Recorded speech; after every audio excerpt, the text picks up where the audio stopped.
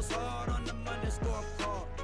This goes hard on the Monday scorecard. Turn your bars to Welcome into the Scorecard. I'm your host, Travis Fulton. Thank you for making us part of your day. We've got a packed show for you here this week. A lot to get to. Golf being played all over the world, including the West Coast Swing in California. It is rolling through Torrey Pines, the Farmers Insurance Open, one of my favorite tournaments. I love watching Torrey Pines on TV. Always attracts a good field. Tiger Woods, of course, Rory McIlroy, Jon Rahm, and this year's champion, the Aussie, Marc Leishman. Only fitting as he wins on Australia Day, shooting a final round 65 to capture his fifth now. 5 times he's won on the PGA Tour. Coming up later in the show, in the third segment, I'm going to be taking you into a deep analysis of Marc Leishman's swing, how he uses the lead wrist at the top, kind of cups it a little bit, and then brings that angle down, stands it up to hit that draw. You're not going to want to miss that, as I'll give you my thoughts on the big man's Marc Leishman's golf swing. But first, as always, we kick it off with a segment that we call I'm In or I'm Out. I'm going in on Jon Rahm, the Spaniard, 25 years of age. I think we are seeing Jon Rahm right now mature right before our eyes. You go back to the Players' Championship last year, right? He made that difficult decision there on 11. His caddy tried to talk him out of it there on the bunker on the left-hand side. Thought he could rope it around with a draw. You know, the safe play was hit it back out into the fairway and then get it up onto the green. Bad choice. We've seen, Jon kind of get hot underneath the collar. I think he's been a little impatient at time on the golf course. But now I'm starting to see some steps in the right direction. Jon Rahm showing some patience. I think probably managing his temper a little bit better. We know he has all of the skills to play the game at the highest level. On Sunday, even though he finished second, he showed me a lot. He was +3 now through the first 3. Went bogey, par, double bogey. Really kind of made a mess of the short par 3. Hit his wedge 4 times. Think about that. 4 wedges on a par 3. But coming in, he made a tournament of it. He goes -5 through the last 5, which included the eagle there and 1 bogey.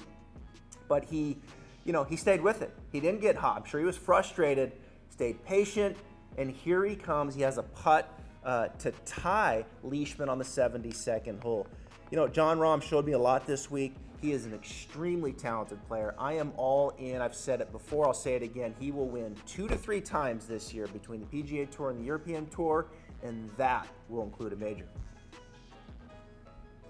I'm out on Sebastian Berg, the Swede. You probably saw it, the European Tour, Dubai Desert Classic. He went out as a single in the final round and made the decision that he was going to break the fastest round in European Tour history. So him and his caddy ran in between each and every one of their shots, finishing 18 holes in 96 minutes. 96 minutes, 18 holes en route to shooting 75.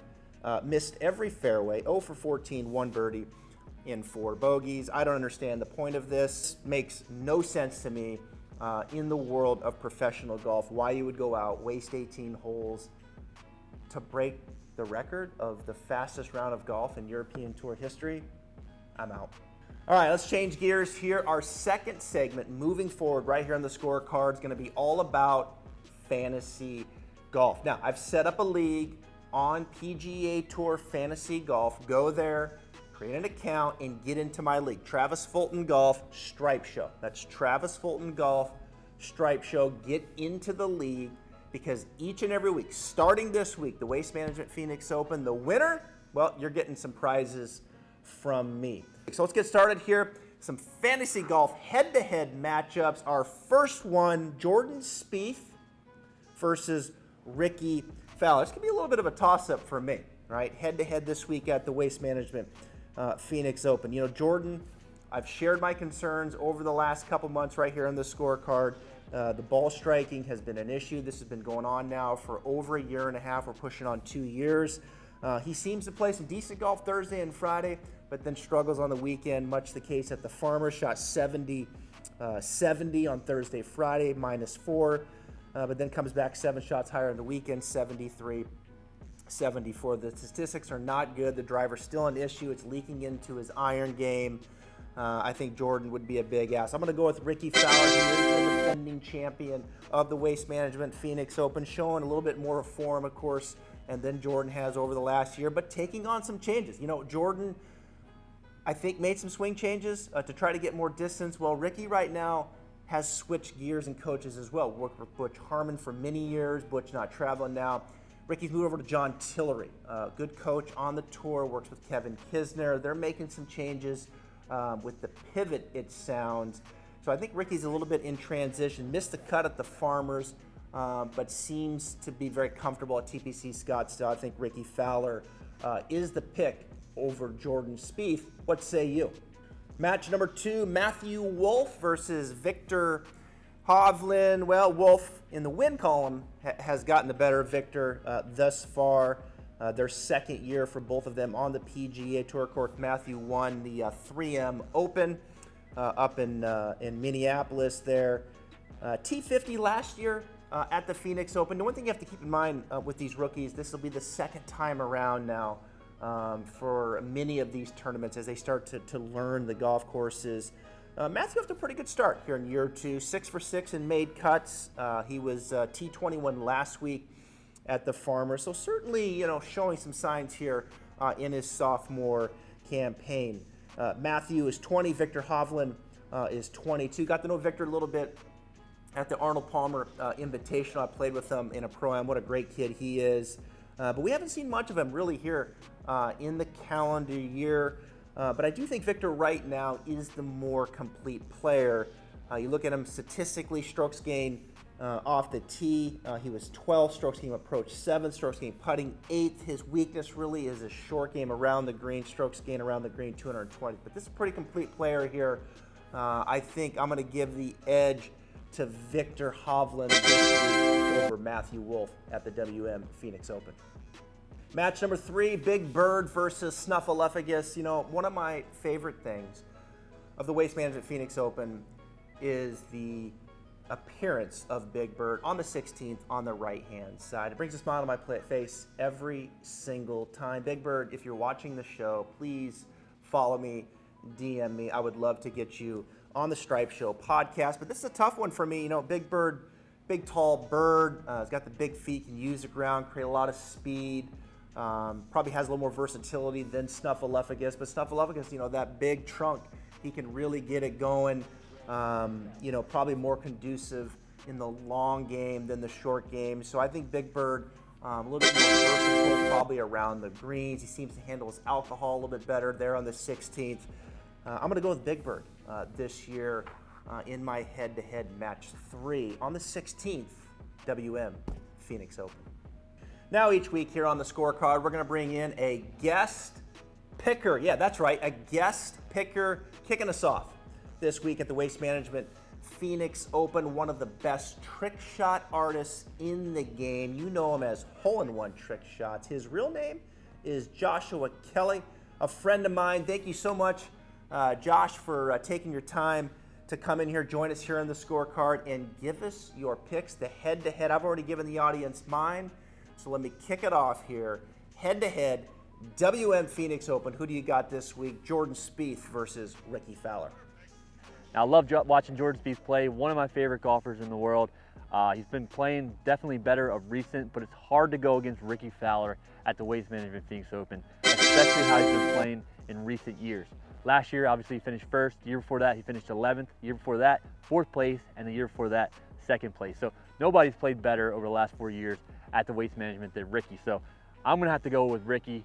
You know you're going to hear some BDR chants out there. I'm not going to tell you what that stands for if you don't know already, but he just loves that place. He embraces the crowd, and got to go with Ricky Fowler over Jordan Spieth. But I wish Jordan Spieth all the best this week. Obviously, love both of those golfers. I don't think you can go wrong with either choice, but if I had to choose between the two, got to go with my boy Ricky.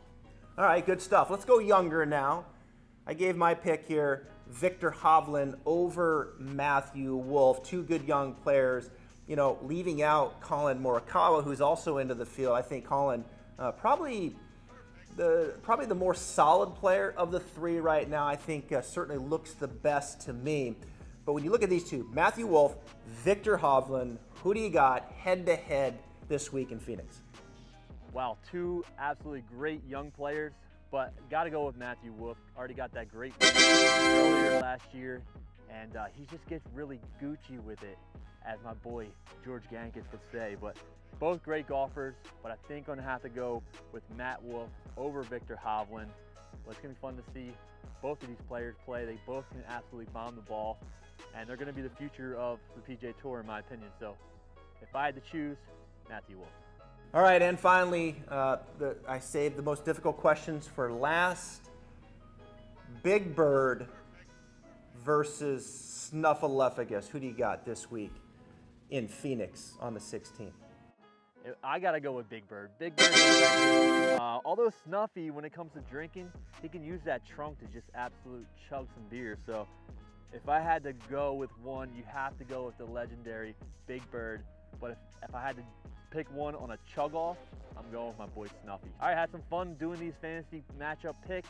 Thanks, Travis Fulton, for asking me to be on, and we'll see you guys later. I appreciate it, Josh. Thank you so much for taking the time, coming in here on the scorecard and giving your picks. Remember now, we're doing this each and every week. PGA Tour Fantasy Golf. Go there, get into my league. Travis Fulton Golf, Stripe Show. Get in. The winner each and every week is going to be winning some big prizes. Now let's move on. Our final segment here on the scorecard.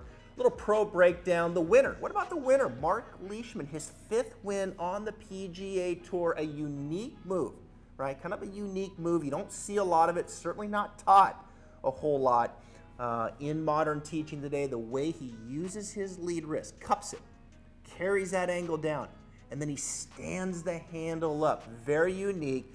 Full breakdown. Check it out. The big Aussie, Marc Leishman, wins for the 5th time. A unique swing, and a swing that is not taught in modern teaching. If it is, it's really it's far and few in between. And I say that because of the way he uses his lead wrist. When you look at Leishman's swing, he's a player who is going to take the club back, take on some face rotation, and get that toe kind of hanging down just a little bit at the top of the swing. When you see the toe hanging down some, that's going to be a little bit of an open face. And that's caused from that lead wrist being a little bit cupped or extended. If I was to put my left hand, my lead hand out in front of me and line it up with my lead shoulder like I was up against the wall, that would be a flat wrist, okay? And then if I was to go this way, now I'm extending it or cupping it. And then if I go this way, now I'm flexing it or bowing it. Now, I think it's fair to say you would see most PGA Tour players, you know, somewhere between relatively flat to maybe a little bit flexed this way. With Leishman, he's got just a little bit of an angle in there. It's got a little bit of extension in there. And the toe, as a result, starts to hang down a bit open. Now, coming down, he's a player who kind of pulls down on that a little bit. And the shaft will get a little on the steeper side in between the forearms. Okay, something like this. You'll see most players, again, from the top, they'll kind of shallow it out a little bit, and the lead wrist will start to work towards flexion some, coming down, start to flatten out a little bit. And you'll see the shaft kind of go this way versus, say, kind of pull down this way. So he's a little bit on the steeper side because he takes that wrist angle and kind of carries it down, pulls down on it a little bit. When you see that, you're going to see a player at impact probably not as rotated, not as open, maybe even just a little bit taller at impact. But you're also going to see a player who's probably going to stand the handle up a little bit. And that handle, when it stands up with some rotation down the line, that's how Leishman hits his draw. Okay, so even though he has the face a bit open at the top, he brings it down a little on the steeper side. He kind of puts the brakes on a little bit rotationally, stands the handle up, and then lets the face release a little bit more down the line. That's a fair amount of club face closure through the impact zone, and certainly what you could consider more of a timing-oriented swing, right? So you go back to the players who flatten it out a little bit, right, this way. Then the club starts to come a little more down into the right forearm, lines up to here. And then you'll see those players, you know, maybe open up a little bit freer. You'll see the handle get into impact a little closer to the starting line of the shaft plane. So if it started here, you know, it would be here versus Leishman, who was more up in here. And then you'll see things kind of exit back around the corner to the left with less face rotation. So two different procedures there in the way they're using the wrist angle, in the way that they're using the face angle, and then what that means at the bottom, right, to hit the desired shot that they're trying to hit. And for Leishman, he likes to hit that draw. He can hit the ball very high as a result of this pattern, but he likes to hit that draw, and that's why you see the handle from here, which may start here, kind of really elevate at impact, and then a little more release down the line to a bit of a higher exit to the finish position. There are a lot of ways to swing the golf clubs. When you look at the variables and you look at the variations, one of the key components is how you use that lead wrist. And what that means to the face angle